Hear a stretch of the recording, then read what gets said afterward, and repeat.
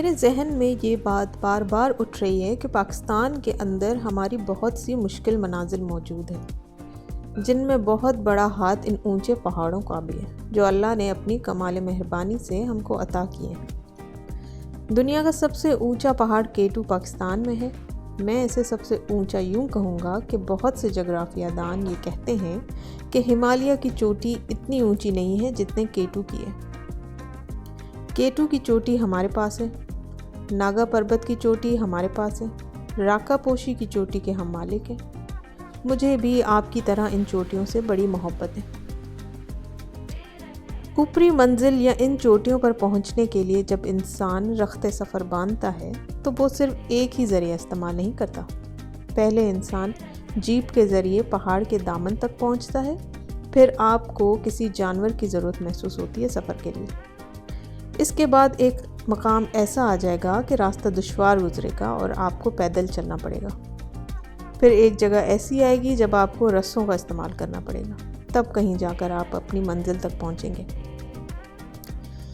زندگی میں صحت جسمانی اور صحت روحانی کو برقرار رکھنے کے لیے انسان ایک ہی طریقہ علاج نہیں اپنا سکتا، بلکہ اسے مختلف طریقے اور ذرائع استعمال کرنا پڑتے ہیں۔ ایلوپیتھک علاج ہے، حکمت ہے، ہومیوپیتھک کا طریقہ ہے، اس کے علاوہ چائنیز کا طریقہ علاج ہے جس میں وہ صبح سویرے اٹھ کر قدرت سے کرنٹ حاصل کرتے ہیں۔ ہم نے چائنا میں دیکھا کہ وہ صبح باہر کھڑے ہو کر ہاتھ پھیلاتے رہتے ہیں اور قدرتی انرجی اپنے اندر سمیٹتے رہتے ہیں۔ اس قسم کی باتیں اور چیزیں ہمارے یہاں ہمارے بزرگوں، بڑوں اور بابوں نے بھی سوچی ہیں۔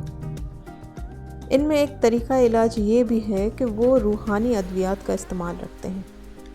خواتین و حضرات، یہ روحانی ادویات کہیں فروخت نہیں ہوتی۔ کوئی ایسا بازار یا مرکز نہیں ہے جہاں سے جا کر آپ ڈاکٹری نسخہ کی طرح روحانی ادویات خرید سکیں۔ یہ تو کچھ ایسی چیزیں ہیں جن کا کچھ نہ ہونا سا بھی ہونے کی طرح سے ہے۔ میری اور آپ کی زندگی کا سارا دار و مدار یہی ہے کہ کوشش اور جد و جہد کرنی ہے۔ لیکن چینی فلسفہ کے ماننے والے کہتے ہیں کہ ٹھوس اور نظر میں آنے والی چیز اور جو بظاہر آپ کو مفید نظر آئے وہ در حقیقت مفید نہیں ہوتی۔ مثال کے طور پر آپ لاہور سے اسلام آباد جانا چاہتے ہیں۔ آپ اپنی کار نکالتے ہیں اور اسے سڑک پر تیزی سے بھگاتے ہیں۔ آپ حیران ہوں گے کہ تیزی سے گھومتا ہوا پہیہ ایک نہایت ساکن سرفیس کے اوپر کام کرتا ہے۔ اگر وہ سرفیس ساکن نہ رہے اور وہ بھی گھومنے لگ جائے تو پھر بات نہیں بنے گی۔ اس کوشش اور جد و جہد میں تیزی سے مصروف پہیے کے پیچھے مکمل سکون ہے۔ مجھ سے اور آپ سے یہ کوتاہی ہو جاتی ہے کہ ہم تیز چلنے کے چکر میں پیچھے اپنی روح کی خاموشی اور سکون کو توڑ دیتے ہیں۔ اب دیکھیں، ہم جس گھر میں رہتے ہیں وہ گھر کے اسپیس کے اندر رہتے ہیں، کیڑے مکوڑوں کی طرح دیواروں میں گھس کر نہیں رہتے۔ دیواریں کام نہیں آتی، بلکہ یہ خلا کام آتا ہے۔ آپ زندگی کے ساتھ شدت کے ساتھ نہ چمٹ جایا کریں اور ہر مفید نظر آنے والی چیز کو بالکل ہی مفید نہ سمجھ لیا کریں۔ میں روحانی دوا کی بات کر رہا تھا جو عام طور پہ کسی طبیب کے یہاں سے نہیں ملتی۔ یہ دوائیاں آپ کو خود ہی بنانی پڑتی ہیں اور ان دواؤں کے ساتھ ایسے ہی چلنا پڑتا ہے جیسے بے خیالی میں آپ کسی کھلے رستے سے فائدہ اٹھاتے ہیں۔ ان روحانی ادویات کا نسخہ بھی کسی جگہ سے لکھا ہوا نہیں ملتا۔ یہ آپ کو اپنی ذات کے ساتھ بیٹھ کر خود پوچھنا پڑتا ہے کہ بابا جی، یہ میری خرابی ہے اور یہ میری الجھن ہے۔ پھر آپ ہی کے اندر کا وجود یا طبیب بتائے گا کہ آپ کو کیا کرنا ہے۔ جب آپ خود اپنی ذات سے خامیاں خوبیاں پوچھنے اور سوال و جواب کرنے بیٹھ جاتے ہیں تو مسئلے حل ہونا شروع ہو جاتے ہیں۔ ہمارے نوجوان لڑکے اور لڑکیاں ڈپریشن کے مرض سے پریشان ہیں۔ کروڑوں روپے کی ادویات سے ڈپریشن ختم کرنے کی کوشش کی جاتی ہے اور یہ مرض ایسا ہے کہ خوفناک شکل اختیار کرتا جا رہا ہے۔ ہمارے بابے جن کا میں ذکر کرتا ہوں وہ بھی اس اسٹریس یا ڈپریشن کے مرض کا علاج ڈھونڈنے میں لگے ہوئے ہیں تاکہ لوگوں کو اس مرض سے نجات دلائی جائے۔ پرسوں جب میں نے بابا جی کے سامنے اپنی یہ مشکل پیش کی تو انہوں نے کہا کہ کیا آپ ڈپریشن کے مریض کو اس بات پر مائل کر سکتے ہیں کہ وہ دن میں ایک آدھ دفعہ بونگیاں مار لیا کریں، یعنی ایسی بات کریں جن کا مطلب یا معنی کچھ نہ ہو۔ جب ہم بچپن میں گاؤں میں رہتے تھے اور جوہر کے کنارے جاتے تھے تو اس وقت میں چوتھی جماعت میں پڑھتا تھا۔ اس وقت بھی پاپ میوزک آج کل کے پاپ میوزک سے بہت تیز تھا، اور ہم پاپ میوزک یا گانے کے انداز میں تیز تیز گاتے چلے جاتے تھے۔ لیکن اب ہم کو زمانے نے اس قدر سنجیدہ اور سخت کر دیا ہے کہ ہم بونگی مارنے سے بھی قاصر ہیں۔ آپ خود اندازہ لگا کر دیکھیں، آپ کو 24 گھنٹوں میں کوئی وقت ایسا نہیں ملے گا جب آپ نے بونگی مارنے کی کوشش کی ہو۔ لطیفہ اور بات ہے، وہ باقاعدہ سوچ سمجھ کر موقع کی مناسبت سے سنایا جاتا ہے، جبکہ بونگی کسی بھی وقت ماری جا سکتی ہے۔ روحانی ادویات اس وقت بننی شروع ہوتی ہے جب آپ کے اندر معصومیت کا ایک ہلکا سا نقطہ موجود ہوتا ہے۔ یہ عام سی چیز ہے، چاہے سوچ کر یا زور لگا کر ہی لائی جائے تو خوبصورت ہے۔ علامہ اقبال فرماتے ہیں، بہتر ہے دل کے پاس رہے پاسبان عقل، لیکن کبھی کبھی اسے تنہا بھی چھوڑ دے۔ عقل کو رسیوں میں جکڑنا نہیں اچھا جب تک عقل کو تھوڑا آزاد کرنا نہیں سیکھیں گے۔ صوفیاء کرام اور بزرگ کہتے ہیں کہ جب انسان آخرت میں پہنچے گا اور اس وقت ایک لمبی قطار لگی ہوئی ہوگی، اللہ تعالیٰ وہاں ہم سے پوچھیں گے کہ اے بندے، میں نے تجھے جو معصومیت دے کے دنیا میں بھیجا تھا وہ واپس دے دے اور جنت میں داخل ہو جا۔ اور ہم کہیں گے، یا اللہ، ہم نے تو MA LLB PhD بڑی مشکل سے کیا ہے، لیکن ہمارے پاس وہ معصومیت نہیں ہے۔ لیکن خواتین و حضرات، روحانی دوا میں معصومیت میں وہ اجزاء اور وہ ترکیب یا نسخہ ہے جس کا گھوٹا لگے گا تو روحانی دوا تیار ہوگی، اور اس نسخے میں بس تھوڑی سی معصومیت درکار ہے۔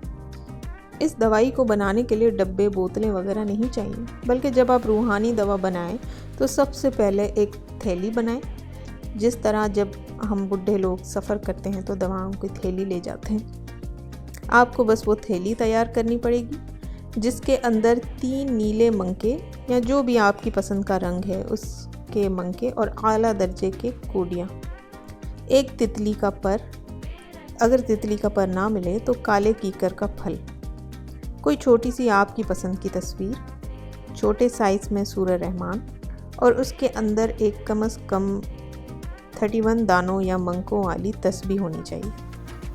اس تھیلی میں ایک لیمن ڈراپ بھی ہونا چاہیے۔ اس تھیلی میں ایک سیٹی اور ایک پرانا بلب بھی رکھیں۔ پھر آپ لوٹ کر معصومیت کی طرف آ جائیں گے۔ یہ میری پسند کی چیزیں پر مبنی تھیلی ہے۔ آپ اپنی پسند پر مبنی چیزیں اپنی تھیلی میں رکھ سکتے ہیں، اس پر کوئی پابندی نہیں ہے، لیکن یہ تھیلی ہونا ضروری ہے، کیونکہ ہم معصومیت سے اتنے دور نکل گئے ہیں اور اس قدر سمجھدار ہو گئے ہیں اور چالاک ہو گئے ہیں کہ اللہ نے جو نعمت ہمیں دے کر پیدا کیا تھا اس سے آج تک فائدہ اٹھا ہی نہیں سکے۔ خداوند تعالیٰ نے کہا تھا کہ میں تمہارا ذمہ دار ہوں، رزق میں دوں گا، عزت و شہرت تمہیں میں دوں گا اور اولاد سے نوازوں گا۔ لیکن ہم کہتے ہیں کہ نہیں، ہم تو خود بڑے عقل مند آدمی ہیں، یہ ساری چیزیں ہم اپنی عقل مندی سے پا سکتے ہیں، اور اسی طرح ہم نے اپنی زندگی کو مشکل بنا دیا۔ میرا چھوٹا پوتا اویس اسکول میں پڑھتا ہے۔ وہ ایک دن اسکول سے آیا تو بڑا پریشان تھا اور گھبرایا ہوا تھا۔ اس نے اپنی ماں سے کہا کہ ماما، آج اسکول میں کھیلتے ہوئے میری قمیص کا بٹن ٹوٹ گیا ہے۔ میں نے اپنا بٹن تو تلاش کر لیا ہے، لیکن مجھے وہ دھاگا نہیں ملا جس سے وہ لگا ہوا تھا۔ اب آپ اندازہ کریں کہ ہم نے اپنے بچوں کو کس انتہا کے درجے میں پریشان کن ذمہ داری سکھا دی ہے۔ میں نے اسے گود میں اٹھایا اور کہا کہ بیٹا، جب بٹن گرتا ہے تو اس کے ساتھ دھاگا نہیں گرتا۔ اس کی ماں ہنسنے لگی کہ یہ دیکھو کتنا بے وقوف ہے۔ میں نے کہا نہیں، یہ کتنا بے وقوف نہیں بلکہ کتنا معصوم ہے۔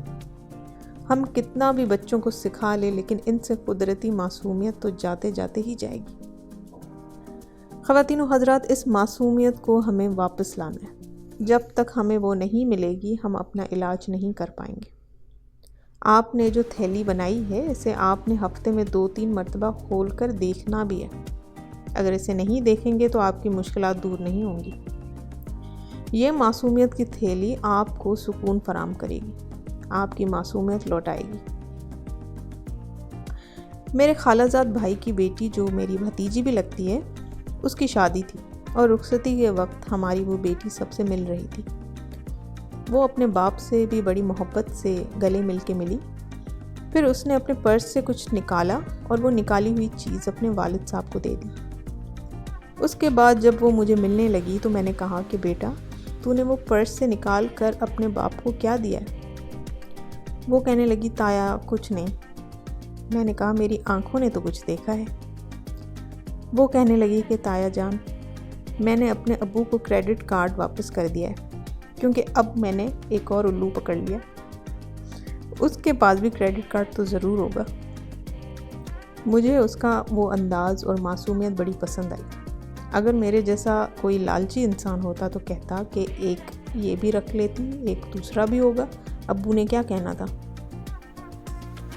میں اپنے اور آپ کے لیے یہ تجویز کروں گا کہ ڈپریشن کے مرض کی کسی اور طرح سے گردن نہیں ناپی جا سکتی، سوائے اس کے کہ آپ اس کی آنکھ میں آنکھ ڈال کے 2 عدد بونگیاں نہ ماریں۔